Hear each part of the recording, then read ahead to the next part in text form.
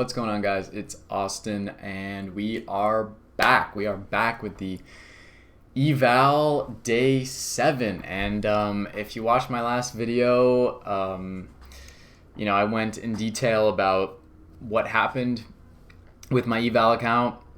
Technically, I should have had to reset because I broke the rules. I took a huge loss, but it was basically a result of human error. I even just disqualified or failed the eval just based on the fact that I took too big size. The max you can take with this account size is 2 contracts worth, and I was long, I guess 8 contracts on that day where I failed it by complete accident.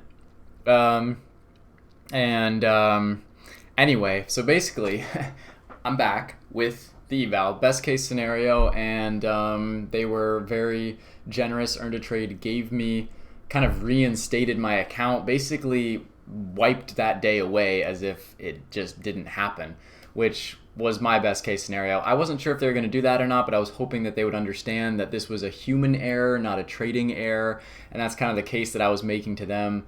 Was that obviously I didn't mean to take 8 ES contracts.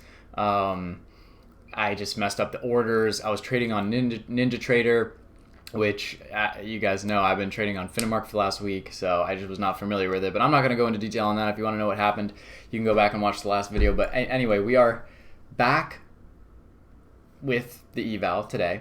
So today's day 7 redo.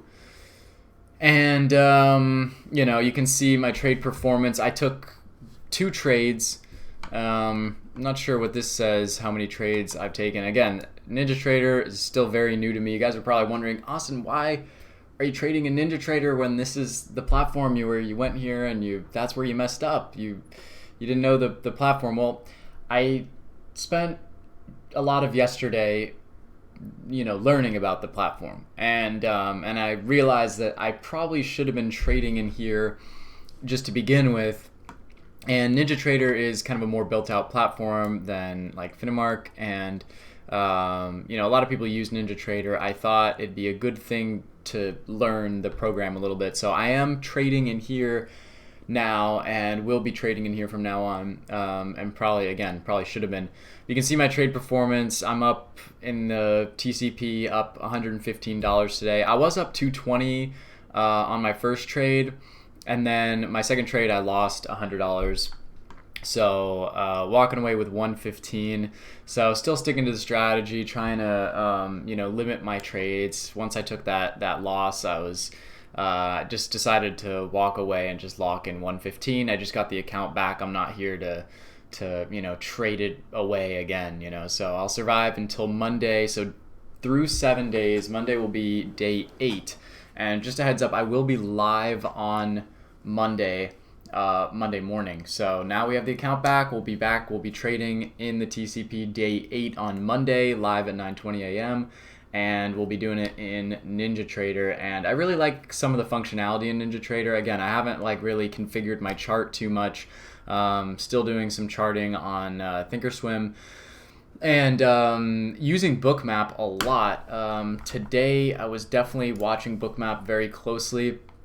A lot of you said that I need a couple of you said I should get the stops and icebergs add-on. So I was looking at this today, and this is just one example that I kind of wanted to show, because I was watching this happen real time, and I just thought it was super, super fascinating. If you ask me, Austin, do you really need Bookmap for your strategy? The answer is probably no, but it's a tool, right? It's a tool, and it gives you incredible insight. I'm still I honestly just think it's really, really fun and really interesting to just watch the price action on this, because it's super, super real time. You get the full depth of market here depending on your data, and then the stops and icebergs definitely they add a lot for sure. So this was one example here at 9:48, and I remember I stamped that timestamp in my head, because I was like, I want to go back to this and show this. But once I added the icebergs, I could see, once sellers are hitting that iceberg, you can see the trades going through, and then you see this absolute mammoth iceberg get filled here, and it's pretty incredible to watch. And there was another instance a bit later on. I again remembered all these in time, and it was just, believe me when I say it was really cool to watch in real time, because I've been watching price action for years, mostly on equities, and it was really never part of my strategy, never something that I was looking at to watch the price action in this way and with this level of detail. So here's another instance where you can see sellers just hitting that iceberg, and I was watching this for what is this, like a good 30 seconds here where sellers are just tapping that iceberg, tap, tap, tap, tap, and I'm like, man, if this doesn't go soon, I think there's going to be a big squeeze of buyers. And it's kind of the same principle on equities too, is you have those hidden sellers, hidden buyers in the market, and so this tool kind of letting you see that, and I was just struck by the absolute sheer volume. I could have sworn on this example there were 2,000 total contracts being traded here at 60. It was absolutely incredible. But I'm not an expert, guys. I just started using Bookmap pretty recently, and I just added this add-on the other day, and so I actually am very curious. I want people in the comments to kind of if you know about this, kind of fill me in, because right here you can see this blue line comes down, and I don't really know this. I don't really know what that is. Is that this iceberg moving down to 38.50? If someone from Bookmap is watching this, please let me know. I'm still learning. But even just kind of when you zoom out on the whole session, you can see the cumulative. That's always a word I trip over. Cumulative icebergs and stops as well. And anyway, it's just really, really interesting. You see these blue lines run across. This person was sitting on an iceberg this entire time, all the way until right there. And then they got filled through and were long, and anyway, so it's really interesting to look at that, and especially live. It really doesn't do it justice to show it back to you, but when you're watching it live and you're watching those sellers tap those icebergs, bam, bam, bam, bam, bam, and you're like, is it gonna go? You don't know how big those icebergs are, right? But they're there, and there's some really, really cool, it just adds a whole nother dimension to watching the price action. And on top of that, just icebergs aside, I'm just kind of obsessed with it because I just got that add-on, and so I've been trying to learn about it. But just all that aside, I really like watching some of the just structure on Bookmap. When you look at candlestick charts, which is what I mainly look at, it's all the same data, just represented in a simpler form on candlesticks. But here on Bookmap, when you see the heat map and just the basic levels, I can even draw lines out here, just areas of support, this 38.50, and then what I really like is looking at this structure. Looking at structure. A lot of my strategy relies on looking at structure, and so a lot of the time that's represented in the form of candlesticks, but just even the lines and dots, it's just a different way to see the same data, but again, it's confluence. If you can see it and in real time, like the structure, which is what I look for, I would say that this is bullish structure, and so it's not a huge surprise that we kind of rounded off. This looks like just generally some kind of seller exhaustion, a lot of buy support in here, 38.50 big level, and then on the chart I can show you trend line support. I was in class, I wasn't even trading at this point in the afternoon, but for me to get into more detail about my trades here, it looks like I have a lot of trades, but it's really just 2 trades, and the first one I very regrettably got a pretty poor entry, but was able to get out with a pretty good trade. My first entry was here. You can see this purple dot, I hope. I'm going to try to zoom this in as much as I can. Again, I still don't even know what I'm doing in this platform. I don't even know how to operate this. How do I scroll down? I don't know why it's, how do I just reset the chart? Bear with me. See, guys, I just don't even know what I'm doing here. This is embarrassing, but I don't know how this platform works. I really don't. I can zoom in, save chart, crosshair. I don't know. I don't know how to do it. How do I just restore? I want to restore. Range, automatic. There we go. Okay, that's what I wanted. Okay, so you guys, if you have any tips for me like that on NinjaTrader, leave them in the comments below.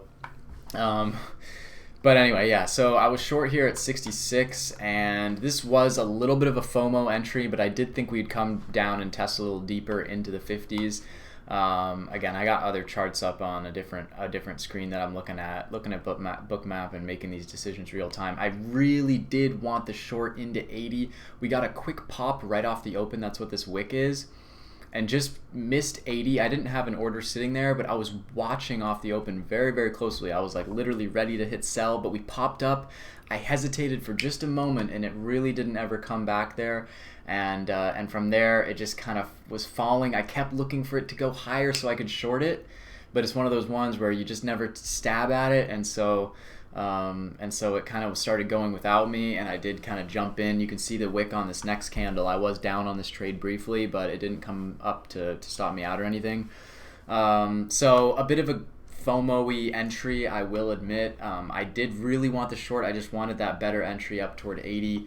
So this could have been a way, way better trade, but you can see the exit here on this little blue dot is quite good at 55 near the lows. I got out most of the position. That was, I believe, that was 3 contracts. So again, I'm using these strategies here that I created yesterday and have been tinkering with today a bunch. And so I really like that because I can just hit buy or sell, and all my whole trade is already planned out according to the ATM strategy. So I do really like that. And then here, as we started squeezing back up, I got stopped out of my runner. So on this strategy, I have one runner, and it starts a trail stop once. I think it just starts a trail stop immediately, or no, I think at like 10 points at like 40 points in profit, I think it starts trailing from break even or something. I don't know. I forget how it works, but I set it up and it's pretty good. The second trade I hit short. We ran into 38.80. If I show you guys my journal from today, I always write down my levels ahead of time, and I did say on there that I'll go to this view. I did say sell 38.80. And 38.94, 39.20 was my last level up. I didn't really think we'd get there, but that was kind of the last line in the sand on the short side. But you see 38.80. So again, I didn't get in quite there, but as we started to come back down, I got short. And this one I only took 2 contracts, and I got stopped out of both of them as we came up through the high. I set my stop at the high, so I was really looking for that reversal, but I just realized I'm not even showing this. Alright, here we go. So yeah, I jumped in short as we started to come back down. As we hit 80 and started to back off, I'm short, smaller size on this one, and then I got stopped out as we came up through the highs. Just briefly wicked me out and then came back down. So kind of a bummer. I do kind of wish that I had been a little bit more patient here as well and waited for that 90. I had 94. We came up and ticked up to, I mean, let's see, what is this? Here we go. 91.50 about. So we came up for a moment and then back down. So it was enough to stop me out of that trade. I guess the proper stop would have been above that 94, 95. But, trading is not perfect. So ultimately, did get stopped out of that one before it ran back down, and that was all she wrote. That was all the trading I did today, and it netted me about 115 on the eval, so up to 25,398. So kind of flatlining here at the $300-400 in profit. So hopefully on Monday we can start to break away, because I do, 7 days in now, and I'm not even like a third through the profit target. So yeah, we need to start picking it up. But I can take as long as I want, but I'd rather get to the profit target and then have days left than the other way around. But yeah, anyway. So other than that, I think that's it. I did take some trades in the simulator. You can see 2 simulated accounts that I was trading in. Just all that was just messing around with the ATM strategy, watching the orders, and trying to figure out stop strategies and cool stuff you can do with that. So if you guys have any recommendations for how I should be using NinjaTrader or any tips, definitely hit me up in the comments or on Discord. If you haven't already, joined the Discord, link in the description. If you guys enjoy these recaps, enjoy the eval content, enjoy, want to just be nice, hit that like button, and subscribe to the channel. I will be live Monday morning, 9:20 a.m. and you probably won't hear anything from me until then, unless you're in the Discord. I'll probably be in the VC later tonight. So hope to see a few of you in there, and that is it from me. If you want to join along with the TCP, 40% off link in the description. That is going away soon, so if you want to do the TCP, now is the best time to do it, 40% off. So you can find that link below. And all right, that's it. That's all I got for you guys. See ya.